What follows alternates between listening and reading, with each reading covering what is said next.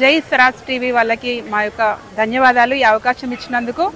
మేము మా government degree college autonomous Narsampet నుంచి మా ప్రిన్సిపల్ గారి ప్రొఫెసర్ నవీన్ సార్ గారి ఆధ్వర్యంలో ఈ ఇందిరా మహిళా సశక్తి స్టాల్స్ని విజిట్ చేయడానికి ఈరోజు ఇక్కడికి రావడం జరిగింది.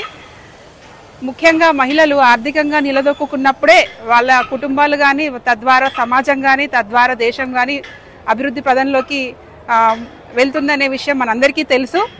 కాబట్టి వారి వారి ఉత్పత్తులను వాళ్ళు ఎంతో కష్టపడి వాళ్ళు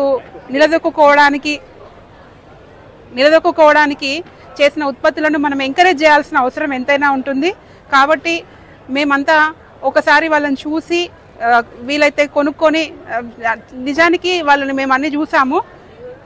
ఇంతకుముందు ఆయిల్స్ కానీ, అవి తర్వాత కర్చీఫ్స్, అవి వాళ్ళు సొంతంగా నేతినటువంటివి ఉత్పత్తులు. ఇంతకుముందు ఇక్కడ చూసినటువంటి గవ్వలతో చేసిన ఐటమ్స్ మాకు చాలా బాగా నచ్చినాయి. తర్వాత మగ్గం వర్క్, అట్లాంటి బ్లౌజ్ పీసెస్ అవి బాగా నచ్చినాయి.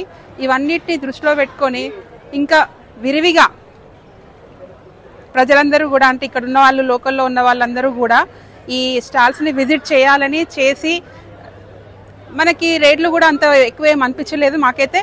కాబట్టి తీసుకొని వాళ్ళని ఎంకరేజ్ చేయాలని, వాళ్ళ ఎంటర్ప్రెన్యూర్గా వాళ్ళు ఎదగడానికి మన వంతుగా మనం సాయం చేయాలని. యూట్యూబ్లో కూడా ఎంతోమంది చిన్న చిన్న వీడియోస్ పెట్టి చాలా ప్రముఖంగా మారిపోయి వాళ్ళు కూడా ఎంటర్ప్రెన్యూర్స్గా మారుతున్నారు. అదేవిధంగా ఇక్కడ వాళ్ళని కూడా మనం ఎంకరేజ్ చేస్తూ మన వంతుగా ఏమైనా సహాయం చేయాలని అందరికీ భావిస్తున్నాము.